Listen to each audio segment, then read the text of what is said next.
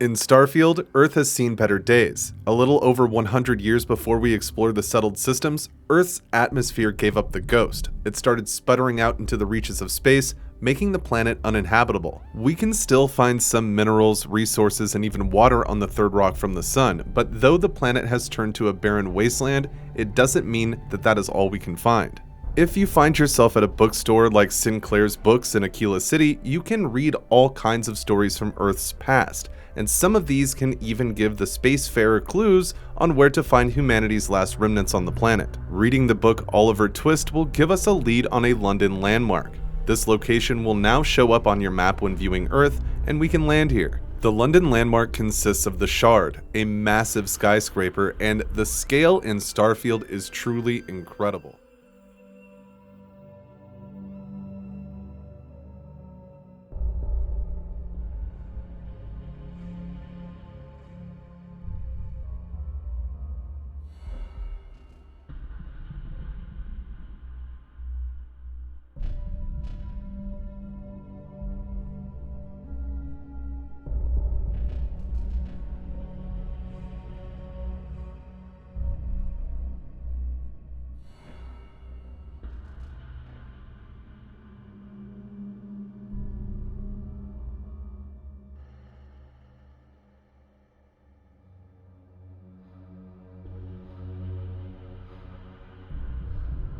We can find a snow globe resting just outside the old building, and this is our souvenir for visiting the location. This seems to be the theme, as when we read the book The Ancient Civilization of Egypt, we will get the Cairo landmark. Traveling to this location will bring us to the remnants of the pyramids, and just like London, we can grab a snow globe for our troubles. These are the only two I can find so far, and the books to trigger the quests should be at Sinclair's in Aquila City. So get out there and keep searching for our earthly treasures through every book you can find. In New Atlantis, if we head to the mast building and take the elevator to the president's office, we can find a book lying on our table just waiting to be read. This book is called Our Lost Heritage, and it covers some of the architectural wonders that used to exist on Earth. After reading it, we will get a lead on a New York landmark on humanity's old stomping grounds. Landing here, we see the Empire State Building, an absolute unit of a structure and certainly one of the biggest I've seen in Starfield. This is clearly where New York used to be, but this is all that remains of the once bustling metropolis. Of course, we find a delightful New York snow globe here to add to our collection. We can find another book with a good lead inside Mateo's room at the lodge. He occupies the space next to the Spacefarer's quarters, and inside we can find Sir Livingstone's second journal. This book covers bits about the old Apollo missions, so we can now go visit the Apollo landmark on Earth's moon, Luna. This will take us to the Apollo 11 landing site, complete with American flag. It's nice to see that after hundreds of years, this site has been preserved, and the snow globe we find will be a nice souvenir from the infancy of space travel. Earth is filled with remnants of humanity's past in Starfield, and one of the locations the main quest will bring us to is the NASA launch tower in Florida. This massive structure was to be used to evacuate from Earth when the atmosphere began to tear away from the planet. Inside, we can find a cool museum packed with NASA facts and objects, including the Mercury spacesuit, a real-life spacesuit created for Project Mercury, and we can even find one to take for ourselves in the back of the exhibits. Past the museum is an office. We can find the NASA snow globe to add to our collection. Backtracking to the Opportunity exhibit, we can get a lead on the location of the actual rover itself on Mars. Heading to the area, we can find the rover still standing in the Martian desert. On top of its panels, we can discover the snow globe for this wonderful piece of machinery. These snow globes are an absolute blast to hunt down, and the special locations that house them keep blowing me away. Exploring the dust ball that Earth has become in Starfield can be quite daunting. You keep wanting to find one shred of old Earth, but what you usually see is dank caves and sand. Though few and far between, we can still find remnants of the old life on Earth, and we mainly learn about these locations through books. One such book can be found on Saturn's moon Titan in New Homestead. Maurice Leon, the eldest member of the settlement at 96 and curator of the museum here, has seen a lot over his time in the universe, and he has some of it chronicled in a red journal that we can find in a dark corner among the exhibits. Reading Leon's journal will give us a lead on a Hong Kong landmark on Earth, and traveling there we are met with another massive structure. This is the International Commerce Center, which stands at 108 stories in this barren wasteland, Every time I find one of these locations, I am genuinely taken aback by the sheer scale of the objects. Of course, we can find a lovely snow globe to take back home with us, but this isn't the only location in this general area on Earth. If you find a copy of the book Essentials of Modern Macroeconomics, we will get a lead on a landmark in former Shanghai, China. Arriving here, we are greeted by the Shanghai Tower. This 128-story building was the tallest in China before Earth's atmosphere jetted into the reaches of space. The tower is certainly one of the most unique structures we can find, and the snow globe that rests just at its base is a fantastic reward for our troubles. Amongst the dust and rock that Earth has become in Starfield, many still tell stories of the long-lost landmarks from humanity's past that remain on its surface. Though the planet's fate is all but sealed, finding these relics of the past, while haunting, can be comforting at the same time. It seems we learn about each of these locations from books. Without the knowledge of these past writings, the landmarks would be lost to time. Earth is largely ignored by those who travel the settled systems, as humanity has completely moved on from its first home. One of these books can be found inside a penthouse in Neon. The Price of Destiny will give us a lead on the St. Louis landmark. Arriving there, we can see the iconic Gateway Arc still standing in the sand. At the base, the snow globe for this once beautiful area rests, and we can add it to our collection. In Hopetown, we can meet Ron Hope, who happens to have his family tree in book form sitting on his desk. Reading this will reveal that the Hope family was originally from Los Angeles, and this will give us a clue to check out a landmark in that area. This location is the US Bank Tower and is one of LA's largest buildings. Just like before, we can find a wonderful snow globe to add to the rest that features a picturesque version of what this city used to be. Moving on from the United States, we can find a book in the Siren of the Stars ship called Race to the Heavens. This will give us a quest to investigate the Dubai landmark on Earth.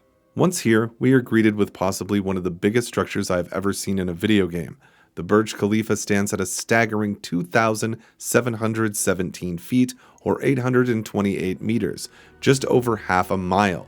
It houses 163 floors, and it still stands as an amazing artifact of the past. Dubai also has a snow globe to continue the collectathon. Inside the lock prison on Suvorov in the Crick system, we can find the Diary of Kyosuke Nogata, which will give us the Osaka landmark on Earth, and arriving in Japan, we see the Abeno Hirakas. This once bustling commercial center and the tallest building in Japan now sits in rubble, watching sunrise after sunrise with nary a visitor until we discover the location for ourselves. The Osaka snow globe rests here to remind us of Earth's better days. Once added to the collection, we can start to really appreciate these snow globes, but the bigger question is, who made them and who is placing them in front of these once thought lost landmarks? There are many small details and fun things to find in the world of Starfield. A lot of them can be found on the first ship we have access to, the Frontier. This is Barrett's old ship, and because of this, we can find various notes and trinkets from his time with Constellation, one of which is a broken helmet that sits above the bed. The broken Constellation space helmet has a piece of tape across the visor with the words "Don't Use" written on it. If we don't heed this advice, Starfield has a tiny detail to reward the player. Putting on the helmet and going into first person, we can still see the tape across the screen, and we can even still make out the words that are written on the other side. This is an excellent small detail that could have gone unnoticed by some players who may not have checked around the ship or never put on the helmet, and Starfield is packed with fun facts like this. On Vectera, in the Argos Extractors mining outpost, right after you have made your character, you will come to this break room where some miners are taking it easy after a long day at work. One of the men is sitting at a table and is in the process of eating a sandwich. If the spacefarer takes his food, the miner will have some unique voice lines for the player. Just trying to get through my shift. Space we've already got. You all right? Not to Need them, some apparently. coffee or something? Got a packet around here somewhere. Hey, that was my sandwich! And... In Starfield, Mars is far from a dead planet. Fracking stations and various structures can be found all over the red planet's surface, and it's regularly visited by the people that travel the settled systems. Cydonia is, without a doubt, the most prominent landmark on Mars. This small settlement caters to the workers from the local mines and acts as a spaceport for the planet. Inside, we can see a sign that tells the people of Cydonia how many hours it has been since there's been an incident. A small detail about this signage is that the hours will count in real time. If we wait a couple of hours and come back, we can see that the time has gone up. This works the other way too. When the spacefarer or any other people cause an incident, the time will jump back to 0. This is just another fun little detail that Bethesda put into Starfield, and there are many more to discover in its universe. On Saturn's largest moon, Titan, we can find a museum dedicated to old Earth in Starfield. Various trinkets from the planet's past make an appearance, and being the first place humans tried to explore the inhospitable reaches of space, Titan is rich with history. Here in New Homestead, one of the items we can find is a baseball preserved from the 1978 playoff game from Boston, Massachusetts. This is likely a small nod to Diamond City from Fallout 4, a city built in Boston's baseball stadium Fenway Park, as this is pretty much the only reference to Boston we see in the game. That's not the only object here that could be from past Bethesda games, as when looking around near the back, we can find a scroll holder that seems slightly familiar. Though this case doesn't entirely look like any Elder Scroll we've seen before, the in-game description implies a bit of mystery. It reads, "Scroll case of unknown date and origin, believed to have once been a sacred relic. This old scroll likely predates any known synthetic item in the museum.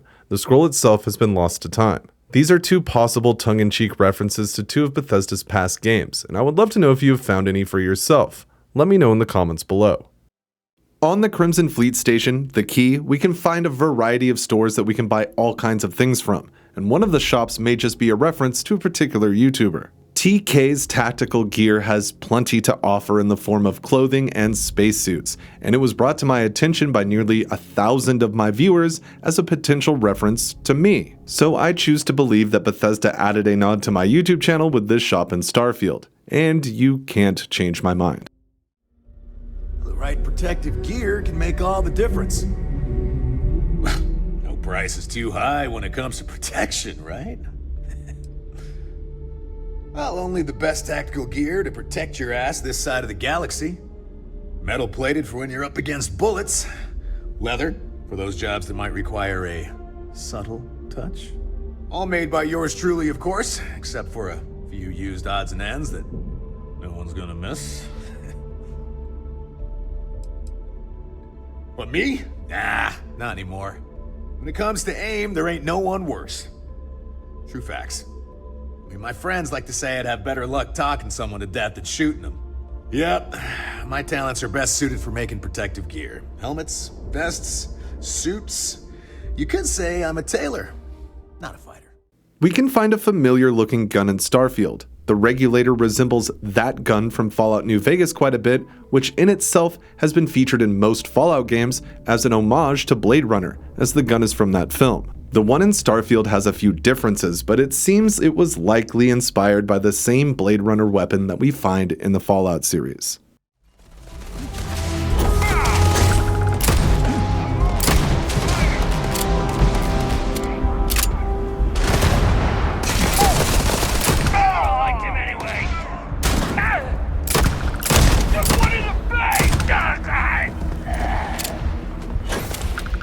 If you ever get tired of the clothes your companion is wearing, you can change them. If you go into the trade menu with them, you can give them the outfits you want, and then use the equip command to force them to wear it.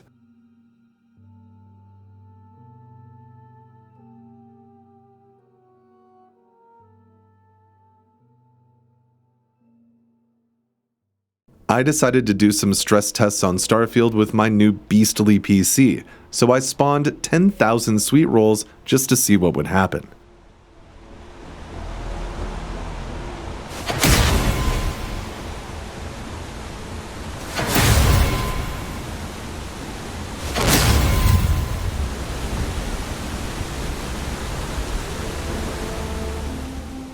And then it was time for 20,000.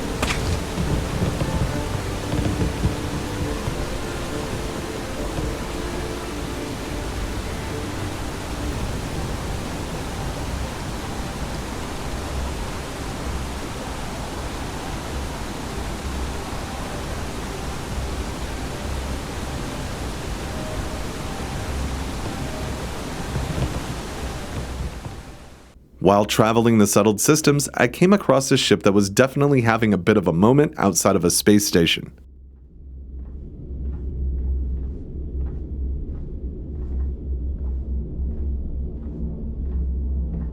Kinetics, electromags, energy weapons. Nothing's a substitute for a shotgun blast to the face. Here is my Orange Juice of Transcendence collection.